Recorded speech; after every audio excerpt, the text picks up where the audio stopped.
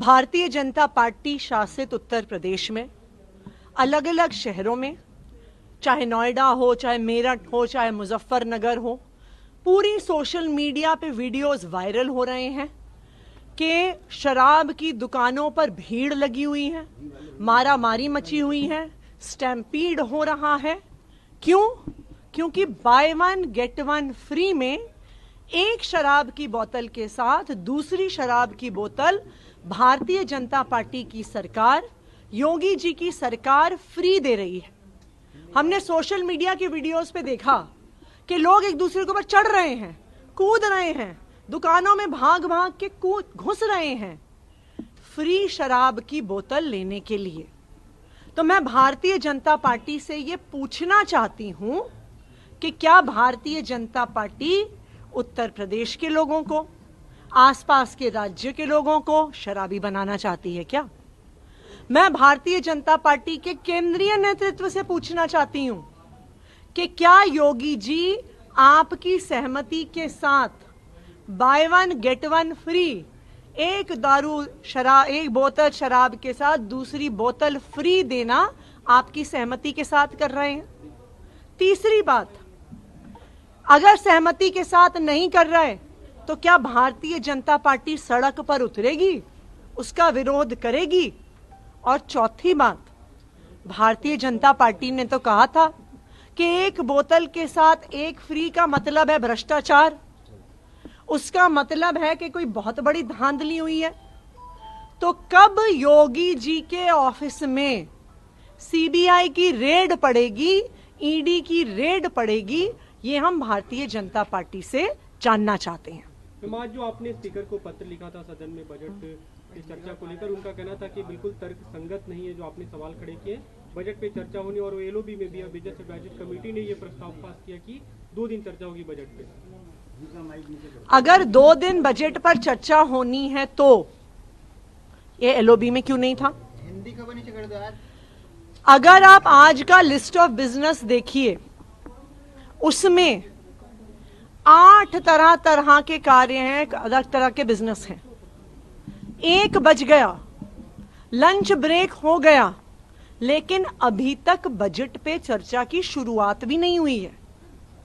Budget की चर्चा के बाद सीएजी रिपोर्ट पे भी चर्चा होनी है, सीएजी रिपोर्ट पे चर्चा के बाद वाटर लॉगिंग पे भी चर्चा होनी है।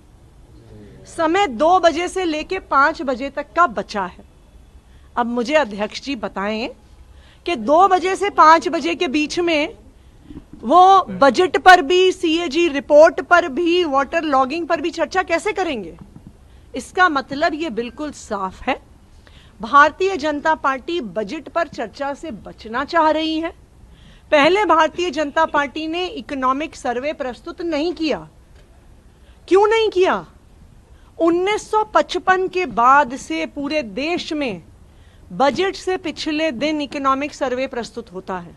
इकोनॉमिक सर्वे वो आर्थिक आंकड़ों का आधार है जिसके आधार पर बजट बनता है कि दिल्ली की अर्थव्यवस्था कहां जा रही है, कितना टैक्स कलेक्ट होगा, कितना बजट हो सकता है। तो ये साफ है कि ये हवाई बजट है। सरकार ने दिल्ली के लोगों को झूठ बोला है, जुमले किए हैं और इसीलिए वो बजट पे चर्चा नहीं चाहते हैं। सैलरी बढ़ाने का भी मैम मुद्दा आज सदन में उठा है। सर्वसम्मति से वो प्रस्ताव बनी है, जबकि पिछली सरकार, आपकी सरकार के दौरान ही हाल ही में सैलरी में बढ़ोतरी हुई है। तो किस तरीके से बढ़ोतरी आप लोग चाहते हैं? देखिए, कोई भी चुना हुआ प्रतिनिधि हो, चाहे वो पार्षद हो, चाहे वो विधायक हो, चाहे वो मेंबर ऑफ पार्लियामेंट हो, हर चुने हुए प्रतिनिधि की एक सम्मानजनक तनख्वाह होना जरूरी है। सम्मानजनक तनख्वाह के साथ साथ एक विधायक को, एक एमपी को, एक पार्षद को अपना ऑफिस चलाना होता है, उसका बिजली का बिल देना होता है, अपने इलाके में जाना होता है। तो उस हिसाब से एक विधायक को सैलरी और अलाउंसेस मिलना ज़रूरी है, क्योंकि अगर सही तरीके से सैलरी और अलाउंसेस नहीं मिलेंगे तो हम चुने हुए प्रतिनिधियों को भ्रष्टाचार की ओर धकेल रहे हैं कि अगर आपको अपना खर्चा चलाने के लिए ही तनख्वाह नहीं मिल रही है तो हम ये पूरा तंत्र एक चुने हुए प्रतिनिधि को, विधायक को, पार्षद को भ्रष्टाचार की ओर धकेल रहा है। हमने भी 2015 में से ये प्रक्रिया शुरू की थी, परंतु 2006 साल के बाद वो प्रस्ताव आया भी तो बहुत घट के आया था। तो इसलिए मैं इस बात का स्वागत करती हूँ। दिल्ली में क्या देश भर में हर चुने हुए प्रतिनिधि को एक सम्मानजनक तनख्वाह मिलनी चाहिए कि वो ईमानदारी से अपना काम कर सके। कैग की रिपोर्ट को लेकर भी चर्चा हो रही है, लगातार सीएजी की रिपोर्ट्स आ रही है, क्या काउंटर होगा? हम तो स्वागत करते हैं, लाए रिपोर्ट्स, सारी की सारी रिपोर्ट्स लेके आए। उन्होंने खुद, जो अब अध्यक्ष ही हैं विजेंद्र गुप्ता जी, वो खुद कोर्ट गए थे। कोर्ट ने आदेश दिया था कि जल्द से जल्द सारी रिपोर्ट सदन के पटल पे प्रस्तुत हों।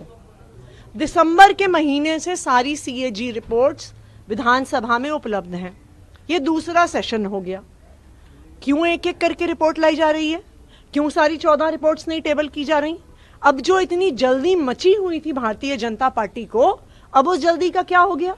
अब हाईकोर्ट का आदेश भी वो पालन नहीं कर रहे हैं, क्योंकि हाईकोर्ट ने कहा है जल्द से जल्द रखा जाए। मैं तो आग्रह करूंगी अध्यक्ष जी को कि इसी सत्र में जो बची हुई रिपोर्ट्स हैं, 3 रिपोर्ट्स पेश हो गई हैं, 11 रिपोर्ट्स बची हुई हैं, 11 की 11 रिपोर्ट्स इसी सत्र में प्रस्तुत की जाए।